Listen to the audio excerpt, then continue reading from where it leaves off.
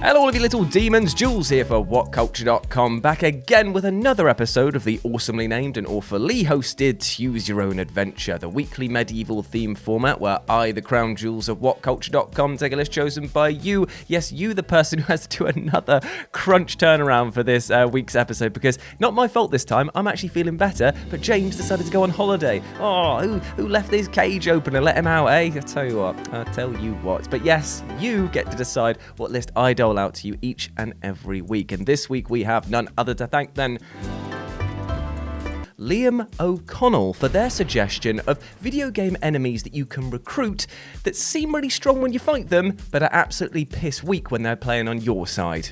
Brilliant. Because we all know that feeling of getting our ass handed to us by a particularly difficult enemy. I mean, it can provide moments of abject frustration and despair amongst players to feel like they're just smashing their heads against a brick wall to their enjoyment, and it's often made even worse when the enemy in question manipulates the game to their bloody favour. That being said, there are some scenarios that can alleviate this frustration if the game in question allows these enemies to be unlocked as playable characters, as doling out the punishment rather than receiving it is always going to be a good laugh. Yet sometimes, like I said, when they switch side and finally join your party, they end up absolutely sucking. So let's take a look at the people who turn from foes to friends to completely forgotten, because why the piss would you use them? As I'm Jules, this is WhatCulture.com, and these are 8 powerful video game enemies that became weak playable characters. And you know the drill by now. Say hi to me here in the live chat and put your suggestions for next week's episode down in the comments section below. And with that in mind, let's get on with things, shall we? Number 8, CARBUNCLE. Final Fantasy V. So imagine the scene. You've just fought your way through a dungeon that has possibly the scariest name known to man, the X-Death Dungeon, and you've come across its hidden boss, the mighty beast known as CARBUNCLE. Now imagine that before you've had even a chance to laugh at his rather weird name, that said bunkle has now stomped your brains in thanks to its beast-like form and its love of the Reflect spell. Now, as we all know, magic in the FF franchise is one of the go-to options for blasting apart your foes, but now having all of your spells bounce back truly does feel like a taste of your own medicine. Tastes like feet that somebody stood in dog tears. Oh, gross. Therefore, after a hard scrap, you might be excited to use CARBUNCLE as a summon and dispatch foes with its raw power, right? I mean, look at this form here. Using this against my enemies is going to tear everyone apart, right? Wait, what? Why has it changed? Why have I got this blinged up little rat here now? That, my friend, is your version of CARBUNCLE, a summon that, while admittedly does cast a useful Reflect spell on all party members, does no damage whatsoever. And with the inherent drawbacks of Reflect, meaning that healing spells now bounce off and heal enemies, does make you feel like you've got the "but we've got CARBUNCLE at home" deal. Now, don't get me wrong, he is adorable. I love him truly. But at the same time, I want my giant beast form back, please.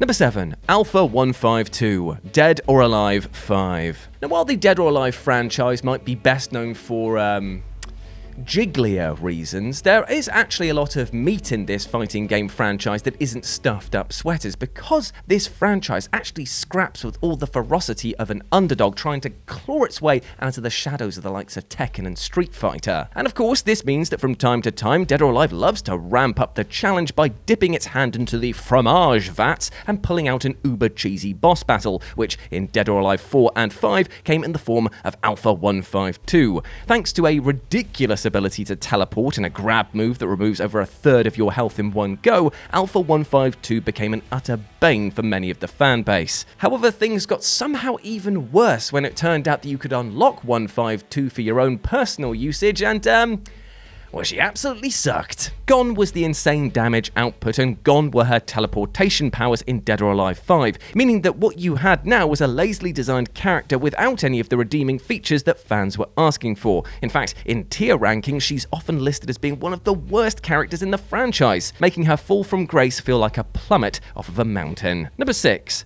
AKUMA, Street Fighter 2. Now, I think that we all remember that moment when our hearts leapt out of our chest in excitement, only to be forcibly smashed back through our rib cages and down through our bottom, because that was the moment that players met AKUMA. You'd heard the playground rumors, you'd heard of the insane challenge ahead of you, but you'd persevered and mastered Street Fighter 2 enough to satisfy either the requirement of reaching and beating Sagat in under 1,500 seconds or amassing a huge point score by this point, and then it finally happened. With a flash of dark energy, M. Bison, the regular final boss of the experience, is cast aside like a used tissue, and now here was AKUMA to beat the absolute snot out of you with his incredible air control, ridiculous power, and of course, that special move. Oh, it gives me chills, I don't like it. Now there's a good chance that you will have never beaten AKUMA in this form, but in a way that only spurs on your desire to use him as a playable character, which you could do with a few choice inputs on the character select screen. It's a shame then that this version of AKUMA is way more balanced than his CPU counterpart, and thus feels utterly underwhelming. Now it would be wrong of me to say that AKUMA is a weak fighter, because he's still pretty goddamn badass, even amidst the roster of people that you can already unlock in this game, but still, when you look at what the computer was playing with versus what you got, oh yeah, he's considerably weaker. Number 5. Terry, Dragon Quest VI. If there is ever a name to put fear into the hearts of your enemies, Terry ain't it. Seriously, it's up there with the main baddie from Psychic Force being the deadly and terrifying Keith. And he was so close to being put onto this list. I really wanted to put him on, but Terry just edged him out for being a little bit more, well, useless. Because by the time that players get to add Terry to their party in Dragon Quest VI, the only good thing about his arrival is the weapon that he carries, which makes for a rather awkward moment where you simply take the sword of Ramius off of him and then bench him for the entirety of the game. It's a real shame as well, because when he's fulfilling the role of a secondary antagonist, Terry is a bit of a badass. Thanks to him making a pact with the true evil of the game, when you get to face him head on, it's a rather challenging boss battle, and when combined with his ability to be just one step ahead of you in several key moments of the story, it kind of makes you feel like you're the NPC to his story. Unfortunately, that chapter closes pretty bloody hard onto his testicles once you get him into the party, because while he has mastered one of the many classes in this game, by the time that you get to this point in the game, you'll have mastered many, many more, and thus, it's just like, sorry Terry, but thanks for the sword. Cheers, bro. I'll always remember you. Don't invite him again. Don't invite him again. Number 4, KALDEA ORCHID, the Bouncer. Now, I will always have a soft spot in my heart for the Bouncer, although the more I think about it, it's probably a soft spot in my brain, because, let's be honest, the Bouncer, it's not a great game. It's a fun game, but it ain't a great game. Still, it's over the top, and the announcer definitely sounds like he's having the time of his life reading out some of the characters' names. Duragon C. Mikado. Oh, God, James, is this what I do to you every week?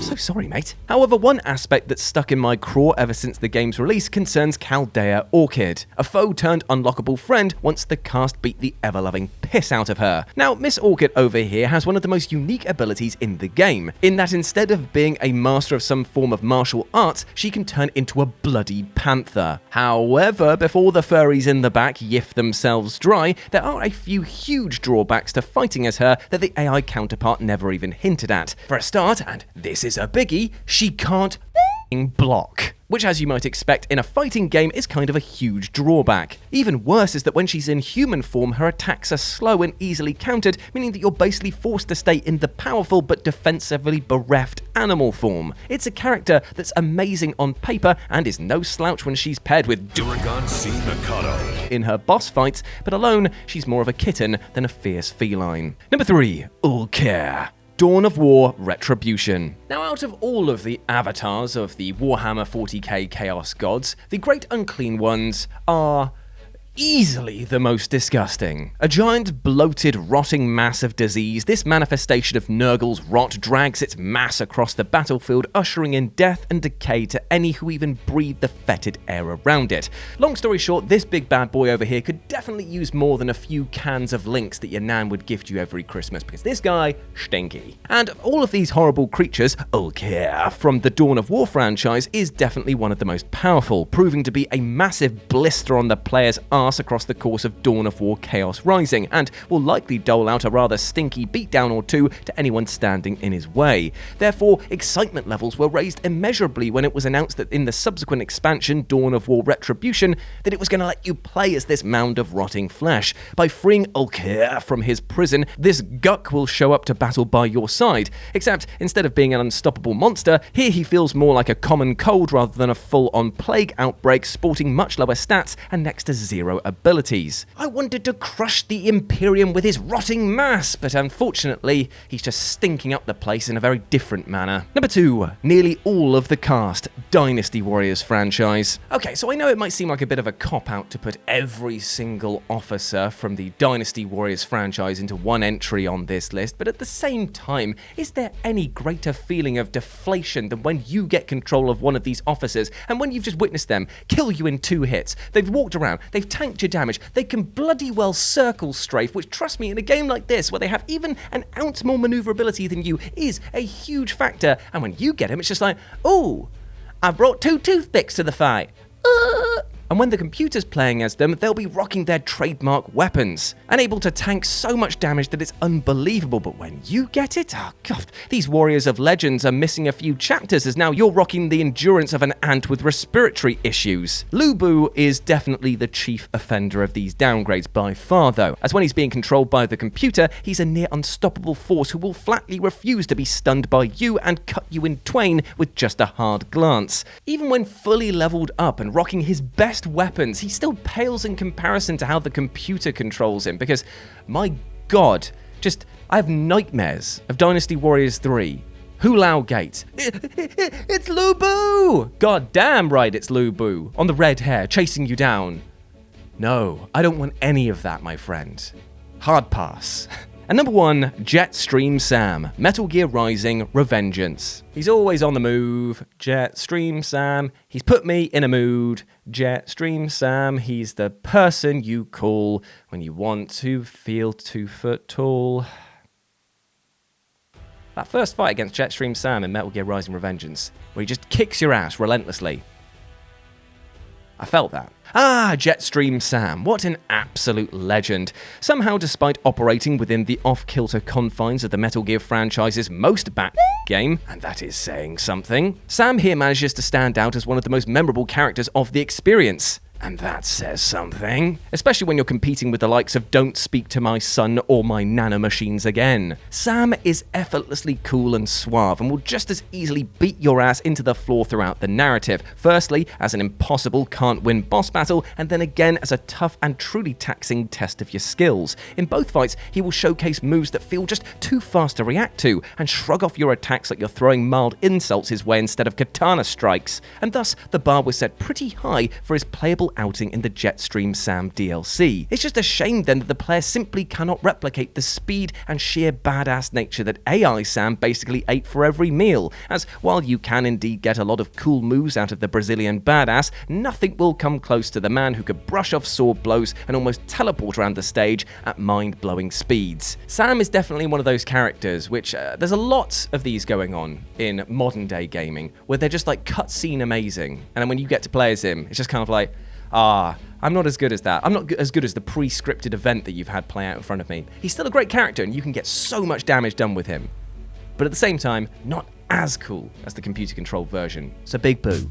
And there we go, my friends. Those were 8 powerful video game enemies that became weak playable characters. I hope that you enjoyed that, and please let me know what you thought about it down in the comment section below, as well as what you would have put on this list, because who knows, I might return and do a more of this down the line. But if you want to chat to me in the meantime, you can go over to Twitter and type in @RetroJ, but the O is a 0, and you'll find me there, or you can swing by Live and Let's Dice, where I do all of my streaming outside of work, as well as all of my Warhammer battle reports, stuff on the table, still the terrain from last week. Haven't had a chance to paint any at the moment. Probably should tidy up the table a little bit in between, but who cares? No judgment, no judgment. No circle of judgment here. Also, this is the logo for the brand. That's why I keep wearing this hat. But before I go, I just want to say one thing. Hope you're treating yourself with love and respect, my friend, because you are the video game badass that I know can be pumped up with positivity to become even stronger. You're an absolute ledge, and don't let anything or anyone else tell you otherwise, all right? I want you to go out there and absolutely smash it today. You are a massive ledge, all right? Big love to you. As always, I've been Jules. You have been awesome. Never forget that. I'll speak to you soon. Bye.